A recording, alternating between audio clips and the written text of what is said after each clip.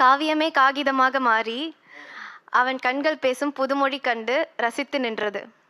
அங்க பாரு அவன் மட்டும் எப்படி பார்க்கறானு. ஏன்டா அப்படி குறுகுறுன்னு பார்க்கற? இப்ப என்ன புரிஞ்சிச்சு நீ வெக்கப்பட்ட?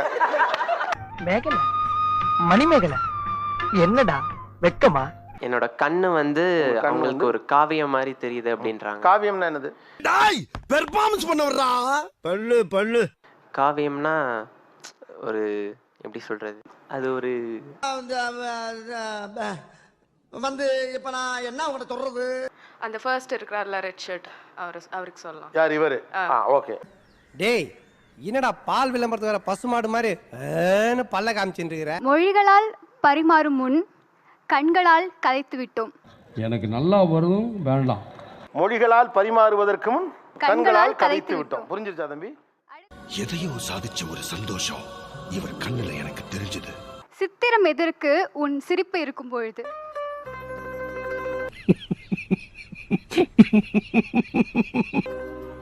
ஐயா ஐயா வெக்கத்தை பாரு. என்ன கொடுமை சரவணனது. காலம் காலமாய் காத்திருக்கிறேன் என்னுள் இருக்கும் என்னவனுக்காக, உன்னுள் இருக்கும் என்னவனுக்காக. என்னடா பண்ற? அஜாஜிதல இவன் பாடி ஆடுதுப்பா. படபடங்கறட்டி என்னடா ஆச்சு உனக்கு? ஏன் படபடங்கறேன்னு? ஏன்டா உனக்கு நெஞ்சு கடந்து இப்படி அடிச்சுக்குது? கவிதை சொல்லுமா. என்னுள் இருக்கும் என்னவனுக்காக உன்னுள் இருக்கும் உந்தன் பாதி.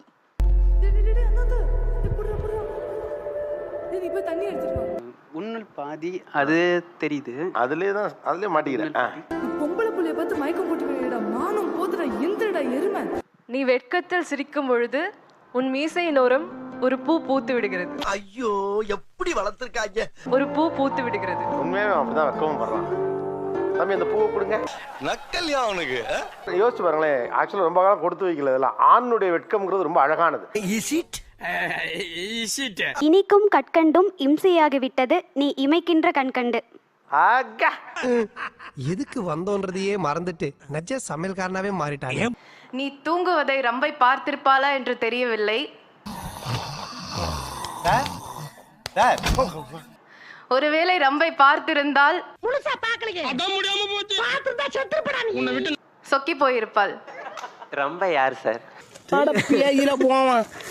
புருவம் என்னும் வில்லாள் பார்வை என்னும் அம்பினை கொண்டு அம்மாடி காம பார்வையாளருக்கு என் கையில் தலையணையாய் நீ இருக்க கூடாதா, உன்னை நான் அணைக்க கூடாதா? என்ன சொல்ல சொன்னா என்ன சொல்லிட்டு இருக்க?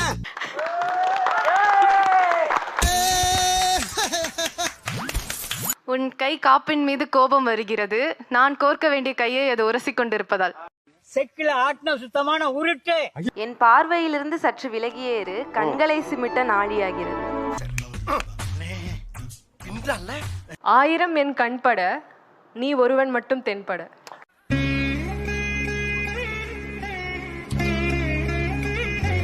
உன் கட்டம் போட்ட சட்டைக்குள் என்னை கட்டி போட்டு விட்டாய்.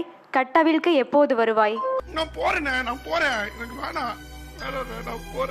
பெரும்பாலும் ஏன் ஆணினுடைய கண் சிரிப்பு இது ரெண்டோட உங்களுடைய கவிதைகள் இருக்கு. ஆண்கள் கம்மியா தான் பேசுவாங்க. இது என்னடா புது பொருளியா இருக்கு? அப்போ அவங்களோட கண்கள் தான் அதிகமா பேசும்.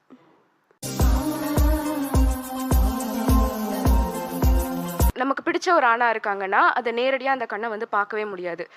நீ உருட்டுமா, உன் நல்ல மனசுக்கு நீ தான் ஜெயிப்ப. ஆண்கள் அப்படின்னாலே அவங்க கட்டுக்கோப்பான உடல் அமைப்பு அப்படின்னு எக்ஸ்பெக்ட் பண்றாங்க. பட் தொப்பை கூட ஆண்களுக்கு அழகுதான்.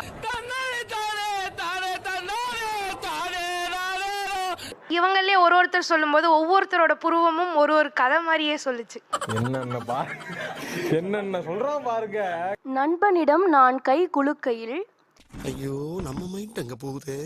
நேசம் குறையாத கனவு தோழன் வேணும். வாய்ப்பில்லை ராஜா, வாய்ப்பில்லை. பறந்து எரிந்து மீண்டும் பிறந்து யாண்டும் பறக்கும் ஃபீனிக்ஸ் பறவை நான். வேண்டி மாட்டிக்கொண்டேன் உன் இதயத்தை சிறையாக்கி. இப்போது வந்து இந்த கூண்டினை கூடாக மாற்றப் போகிறாய்.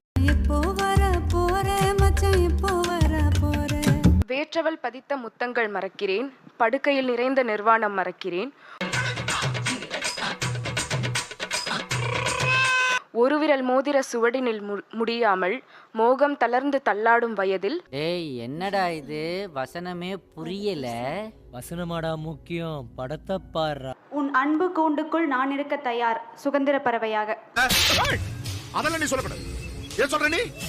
அதெல்லாம் நீ சொல்லக்கூடாது. புரியாத மொழிகள் பேசும் உன் விழிகளின் அகராதி எங்கே கிடைக்கும்? உன் இமையில் கிடைக்கும். புத்தகமாக நான் இருக்கிறேன், வரிகளாக நீ வரியா? வர முடியாது போடா. நீ வரலைன்னா தரமாட்டாங்கப்பா. எழுதுகோல் வைத்து காத்திருக்கிறேன், எழுதுவதற்கு மைதான் இல்லை. ஆறலாக நான் இருக்கிறேன், அருவியாய் நீ வருவாயா? முடியாது மன்னா. வீரனே வீரனே, ஒரு நிமிடம் நான் சொல்வதை கேள். எனக்கு வேலை இருக்கு. காப்புடன் பூட்டிய என் இதயத்தை தந்து செல்வாயா? என்னையே உனக்கு தருகிறேன். ஏமா நீ படம் ஓட்டினது போதும், வீட்டுக்கு கிளம்பு. நீ என்ன நினைக்கிறியோ அதை சொல்லக்கூடாது, கவிதை சொல்லணும். காப்பு மட்டுமல்ல, காப்பானாக நான் வருகிறேன். இதெல்லாம் ஏன்டா என்கிட்ட கேக்குற? மாமா கண்களால் கட்டியணைத்த கதகதப்பில் காலம் கடந்து கதைத்து போகலாமா? வாங்க போம்மா, போம்மா, என்னடா போம்மா. கண்களால் மட்டுமல்ல, உடலாலும் சேர்த்து கட்டிக்கோள். நான் அப்படியே ஷாக் ஆயிட்டேன்.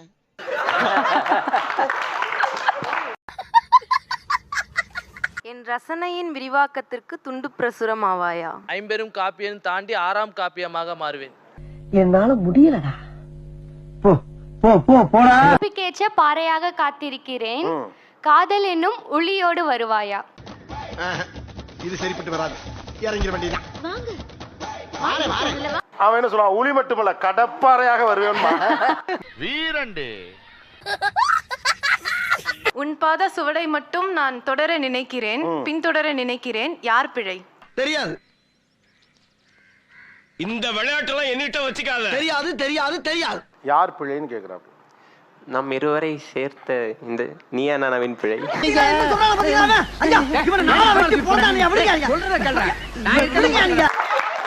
எது இப்படி முடிவு பண்ணிட்ட? நீங்க சேர்ந்துட்டீங்க. அப்போஸ் குளுக்கோஸா? அப்போஸ்ங்க, அப்போஸ்னா ஆமான்னு அர்த்தம். Don't know English.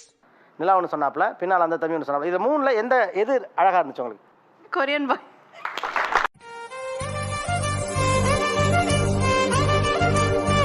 சொல்றான், நம்ம 2 பேரையும் சேர்த்து வச்ச நீயானோட பிழை. இந்த கவிதை உனக்கு சிறப்பா தெரியுது. லவ் மூடு ஸ்டார்ட் ஆயிருச்சு. இவங்க ஏதோ ஒரு வகையில் ஒரு பெண்ணை ஈர்ப்பதற்காக கவிதை எழுதுறாங்க. ஆனா பெண் கவிதை எழுதும்போது ஆணை அது பெரிய அளவுக்கு ஈர்க்கல. அப்புறம் ஏன் நீங்க நிறைய பேர் எதற்காக நீங்கள் காதல் கவிதை எழுதுகிறீர்கள்? ஏன் இதை உனக்கு சொல்லி ஆகணுமா? சொல்லுங்களேன். சரி சொல்லி தொலைறேன். நார்மலான ஒரு பல விஷயங்களை பத்தி எழுதுறப்ப என்னோட கவிதைகள் எங்கேயுமே கவனிக்கப்படல. ஓ நீ அப்படி வரியா? காதல் பத்தி எழுதுறேன், முதல் முத்தம் பத்தி எழுதுறேன், எல்லாத்த பத்தியும் எழுதுறேங்கிறப்ப நான் கவனிக்கப்படுறேன்.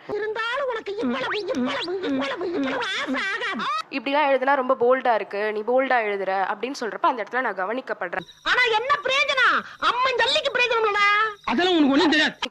கூடாதுன்னு சொல்றப்ப எனக்கு அது எழுதணும்னு தோணுது. அதுதான் என்னோட உந்து சக்தியாவே இருக்கு. நல்ல பார்ட்னர்ஷிப். இப்படியே மெயின்டைன் பண்ணி ஓட்டுங்க. Thanks a lot. நிகழ்ச்சியில் கலந்து கொண்ட அனைவருக்கும் கோபிநாத்தின் நெஞ்சார்ந்த நன்றிகள்.